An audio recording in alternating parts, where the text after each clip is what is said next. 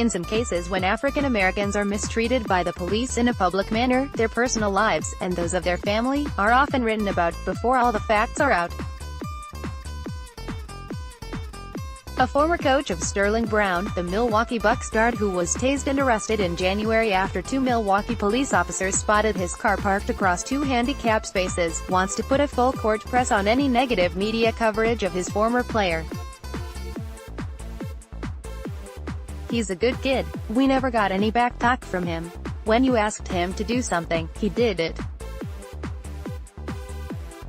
He loves the game of basketball," said Morgan Park High School coach Nick Irvin, who coached Brown with the Irvin Fire AAU program. "He was raised well by his family. His dad allowed us to teach him the game of basketball. I would drive up to Milwaukee and talk the game of basketball with him," Irvin said. "I'm still in shock. He's a good kid and not confrontational. He's not the type to do something like that. I said, not Sterling," Irvin told the Chicago Sun-Times that Brown, a Maywood native who started Proviso East High School, comes from a great family, with a father who serves as a suburban police officer. "I've known the family for a long time. He's never been disrespectful. It's shocking. I was watching the videos with my brothers and we said if it happened to Sterling, it can happen to anybody," Irvin said. "What do you say about this? I have a lot of friends who are police officers. You can't say all police officers are like that, but this puts a bad taste in my mouth that this happened to Sterling." Related, Milwaukee chief apologizes for arrest of Bucks guard Sterling Brown. Bucks guard plans to sue Milwaukee police who tased him in January. Arrest. Irvin's concerns were heightened when Milwaukee's assistant police chief Michael Brunson Sr. warned parishioners at a local church on Sunday that a video of the encounter would soon be released. "There's going to be a video that's going to come out soon, in the next couple of weeks, involving the department," Brunson said. "And I'm going to be honest with you, we're going to need your support during the challenges." Irvin said that every player within the Irvin Fire and his Morgan Park team are educated on how to deal with police officers when stopped. "We have a retired police officer on our staff," Irvin said. He tells the players to be respectful of the police and don't give them any lip.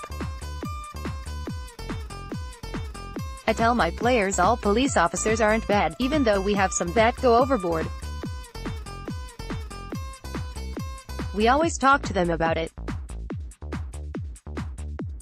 We make sure they do the right thing out here." News, TAC 1130 WISN, which first reported Brown's arrest, cited a source saying that the Maywood native confronted the officers who were writing him a ticket and became combative. The footage of Brown's arrest was released on Wednesday, the same day that the NFL announced that their players would be fined for kneeling during the national anthem, showed otherwise, according to the Journal-Sentinel. "He isn't combative, isn't threatening," one source told the Journal-Sentinel. "Very bad." The Irvin Fire released a statement regarding Brown's ordeal, saying the team fully supports Sterling Brown's efforts as he attempts to address a serious issue in the United States, how law enforcement engages with citizens during disputes. The Irvin Fire is proud of Brown for being willing to be a public face to address this critical issue and hopes a long-term solution can be reached for the benefit of all citizens. Throughout his time in the Irvin Fire program, Brown displayed the character and behavior we expect from our program participants. On Wednesday, Milwaukee Police Chief Alfonso Morales apologized to Brown and said some of the officers involved in his arrest had been disciplined. Brown, who plans to file a civil rights lawsuit, it is not the first person of color to have a run-in with Milwaukee police. In 2016, the city paid $5 million to settle a lawsuit by 74 black residents who said police illegally strip-searched them between 2008 and 2012. The American Civil Liberties Union in Wisconsin also has a pending lawsuit alleging the department has for years targeted black and Latino residents by stopping and questioning them without cause. Irvin lauded the fact that Brown played in the Bucks' next game despite his ordeal. After being roughed up by the police, he went on to put on a show for the fans. That shows what type of player he is. You can learn a lot about a person that way. I commend him for standing up and fighting for what he believes in.